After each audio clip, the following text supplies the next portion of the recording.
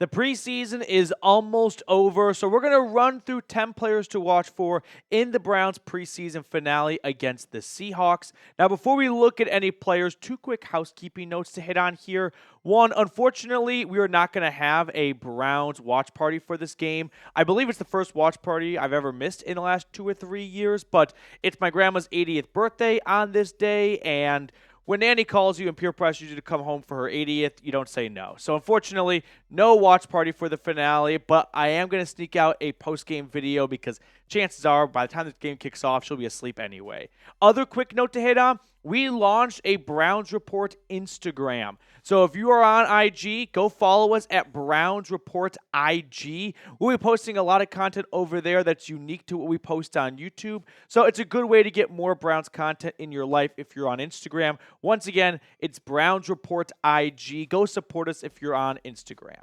Now, before we look at a single name, one last thing here. Who you got week one? I hate the preseason because we build way too big a deal out of these tiny little storylines, and then the regular season gets here, holy cow, we were arguing over QB3? That doesn't matter at all. The preseason's the biggest case of blue balls known to man. So let me know who you got, Browns or Cowboys, for NFL Week 1, so we can actually start talking about football. Now, let's talk about 10 players to keep an eye on. I am filming this video Friday afternoon, so if a report that comes out saying Deshaun Watson is not going to play in this game, you can kind of disregard this next portion. But Deshaun Watson, and we can toss in Dorian Thompson-Robinson as well. I would watch both these quarterbacks. Watson, I think, kind of speaks for itself. It's going to be our first look at Deshaun Watson since he stepped onto the field November 12th, 2023, when he suffered that season-ending injury against the Ravens. So, of course, there's going to be a lot of eyeballs on Ford to see how he looks coming off that injury. But for me, it's not so much about coming back from the injury. Watson tore his ACL his rookie year with the Texans. He bounced back just fine and never had a knee issue pop up. This is not an injury that's going to linger around. It's not a soft tissue injury. It's a broken bone. It fixes, it heals, and you're ready to go, good as new. But I want to see how Watson kind of meshes with new offensive coordinator Ken Dorsey, a little bit of the bounce back from the rehab, all of it kind of rolled into one. Now, as for Dorian Thompson-Robinson, there's been some trade rumors swirling around surrounding his name. So if he plays very well, that could either cement him to stay in Cleveland or it could do the opposite, right? It could really boost his trade value, and teams might be very interested in his services if they pick up an injury to their starter or backup. We saw Josh Dobbs get dealt pretty much around the same time last year, so keep an eye on DTR. This could be his final game as a Cleveland Brown if these trade rumors persist. Next two players to watch for, pair of running backs, Jerome Ford and D'Onta Foreman. We're not going to see Nick Chubb play in this game. We didn't see Jerome Ford play in the preseason Week 2 showdown, but Kevin Stefanski said starters should expect to play, and as of now, Jerome Ford is a starter until Nick Chubb returns. So with that, I want to see how he looks, because if Chubb stays on the PUP list to open up the season once roster cutdown day gets here on Tuesday, he's out a minimum 4 games, which means Jerome Ford is going to have 25% of the season kind of carved out to himself, along with D'Onta Foreman, who I thought looked really good last time out. So let's see how those two kind of play with one another, and if we get a nice even 50-50 split as a little bit of foreshadowing for the regular season until Nick Chubb returns. But I'm still holding out hope that Chubb will avoid the reserve PUP list and will not be out for the first 4 games of the season. Fifth guy to keep an eye on, what about wide receiver Jerry Jeudy? We have not seen him. He has not played in a preseason game. We didn't see him at all in the spring. Early on in training camp, he was still a little bit banged up, so we just haven't seen a ton of Jerry Jeudy outside of a couple open practices here and there. So there's nothing specific I want to see with Jeudy other than I just want to see him on the field, right? And this is one of those things where we got to remind ourselves it's the preseason. Be patient. When the regular season rolls around, the stars are out to play for the whole year. So it'll be fun to see Jerry Jeudy rocking that number 3 jersey for the first time this season. Now, I've got 5 more guys to keep an eye on in the preseason finale from the Pacific Northwest. But if you are dying for NFL Week 1 to get here, because it's right around now that the Grinch myself looks pretty good when I say football is not back when the preseason gets here, because it's the biggest drag. There's, way too big of a deal made out of minute stories, and ultimately, we all just want to fast forward to the regular season. So if you cannot wait for NFL Week 1 to get here, show me by liking today's video. Next guy to watch for, tight end Zaire Mitchell-Paden. I think he's had a really strong preseason. He's been trying to make the Browns 53-man roster, kind of have a permanent home on it over the last couple of seasons, former UDFA.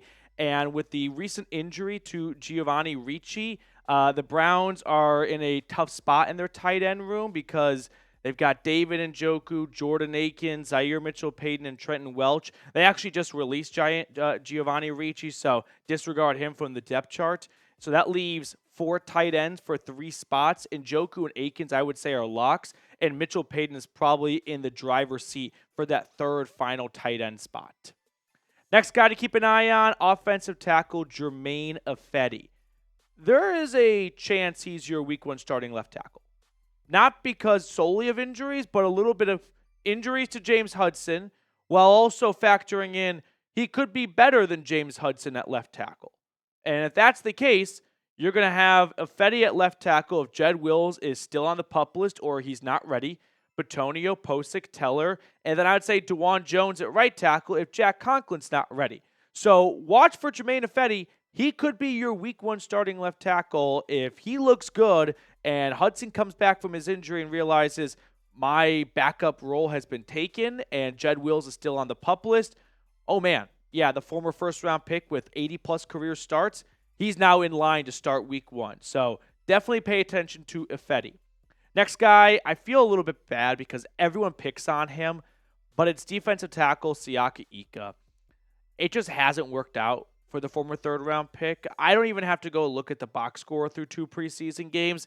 I'm going to say with 94% confidence, he has not recorded a single tackle or a single stat, which, listen, as nose tackles, that's not necessarily the job, right? A lot of times it's eating up offensive linemen so linebackers can get freed up and go make plays in the backfield on running backs and quarterbacks. But we got to see more from Siaki Ika. We got to stop seeing him on the ground or getting pushed off the football. Like, he can't just be a massive human being. We need to see a little bit of athleticism out of him.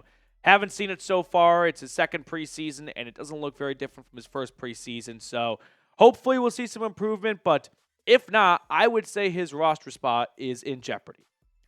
Moving on to guy number 4, linebacker Devin Bush. He's been a frequent flyer so far in the preseason.